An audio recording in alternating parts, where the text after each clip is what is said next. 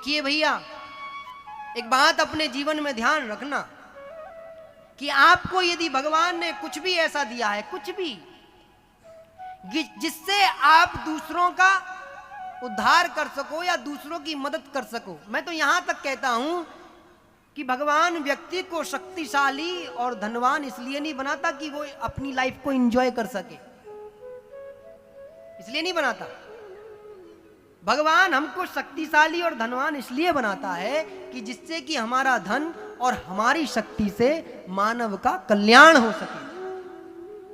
इसलिए जितने भी धनवान लोग हैं, जितने भी शक्तिशाली लोग हैं, वो सब अपना धन और शक्ति अच्छे कार्यों के लिए लगाएं। पल पल बीतता जाता है, व्यक्ति को पता नहीं चलता। इसीलिए जितना भी भगवान ने यदि हमको कुछ प्रदान किया है ना भैया, तो उसको ना दूसरों के लिए प्रदान करना। इसीलिए नारद ने कहा है, नारद भक्ति मैया आप वृंदावन नहीं छोड़ना, मैं आपकी समस्या का समाधान लेके आऊंगा। तो नारद ने तय किया कि ना गीता के श्लोक कुछ कर पा रहे हैं, ना गंगा कर पा रही है, ना यमुना कर पा रही है, ना गोदावरी कर पा रही है, कौन करेगा। तो नारद मुनि सीधे बद्रीनाथ गए। क्यों गए? कि मैं स्वयं भगवान की तपस्या करूंगा, और भगवान की तपस्या करके भगवान जब मेरे सामने दर्शन देंगे तो मैं भगवान से इसकी समस्या का समाधान मांगूंगा। आखिर तुम्हारे द्वारा बोली हुई वाणी के श्लोक भी ज्ञान और वैराग्य का दुख दूर नहीं कर पा रहे हैं। वो भक्ति जिसके हृदय में स्थापित होने से भगवान का दर्शन होता है। देखिए, भक्ति बड़ी गजब की चीज है साहब। भक्ति केवल भगवान के लिए नहीं होती, भक्ति बड़ी शक्तिशाली चीज है, बहुत शक्तिशाली चीज है भक्ति।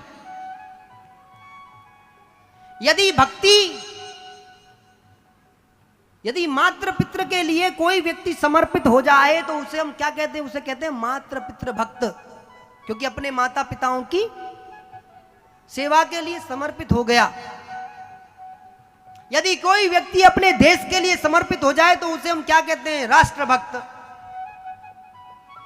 यदि कोई अपने धर्म के लिए समर्पित हो जाए तो उसे हम क्या कहते हैं? धर्म भक्ति।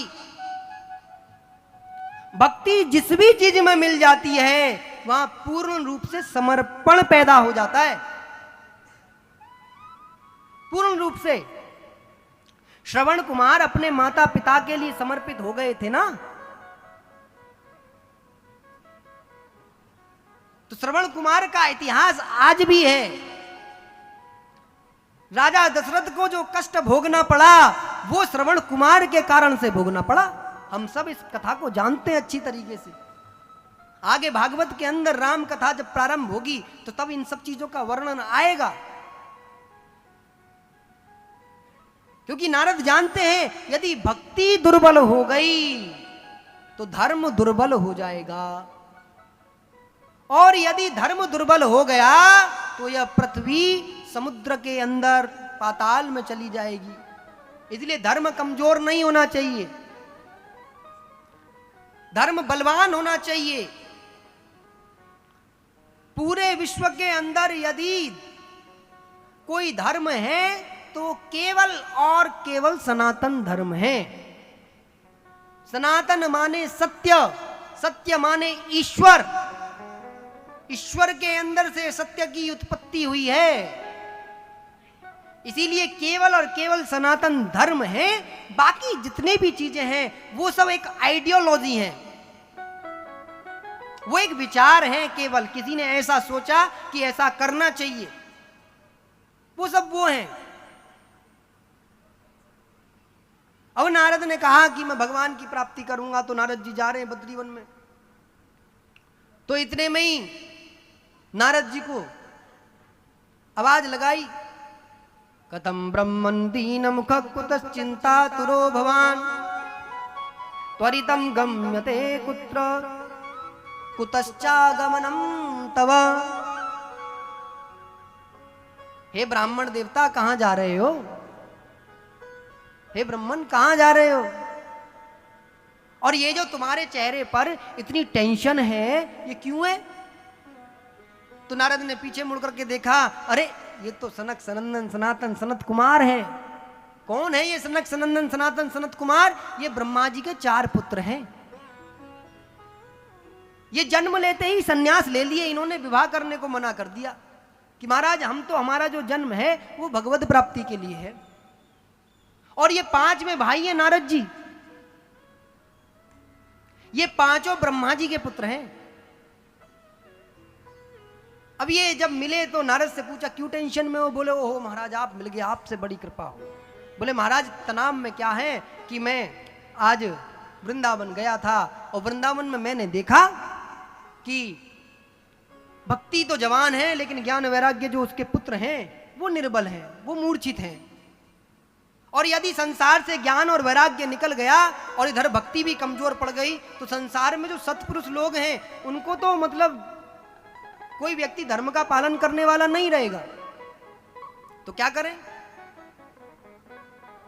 बोले महाराज इसलिए भगवान की तपस्या करने के लिए जा रहा था, लेकिन मैंने सुना है कि भगवान की तपस्या की आवश्यकता भी नहीं है। यदि आपके पास में इस समस्या का समाधान हो तो आप कृपा करके बता दे, तो मेरे को ज्यादा लंबे समय तक नहीं करना पड़ेगा, क्योंकि भगवान को प्राप्त करने के लिए तो अलग अलग प्रकार के साधन है। कभी कभी भगवान का मूड है, मिल जाए तो पल भर में मिल जाए, नहीं मिले तो युग बीत जाए, वो अपने ऊपर है। तो नारद ने कहा कि प्रभु आप ही कुछ बता दो। और इस काल के कलयुग के कारण से वह जो ज्ञान और वैराग्य है वो दोनों मूर्छित है। महाराज समझ में नहीं आता इस कलयुग को भगवान ने क्यों छोड़ा। तो सनक सनंदन सनातन सनत कुमार कहते हैं यत्फलम नास्ति तपसा न योगेन समाधिना तत्फलम लंघ्यते सम्यक कलौ केशव कीर्तना। नारद जी जो पुण्य हमको सतयुग में नहीं मिलता, त्रेता में नहीं मिलता, द्वापर में नहीं मिलता, वो पुण्य हमको कलयुग में मिलता है। देखिए सतयुग में भगवान का नाम लेने से इतना पुण्य नहीं मिलता था जितना कलयुग में मिलता है। कलयुग के अंदर एक ही गुण है केवल कि सतयुग द्वापर और त्रेता के अंदर भगवान को प्राप्त करने के नियम बने हुए थे कि भगवान ऐसे ऐसे प्राप्त होंगे। आप देखते होंगे ना रावण कितनी तपस्या करता था, कंस ने कितनी तपस्या की, बड़े बड़े असुरों ने कितनी कितनी तपस्या करी, तब जाकर के भगवान मिलते थे। लेकिन कलयुग में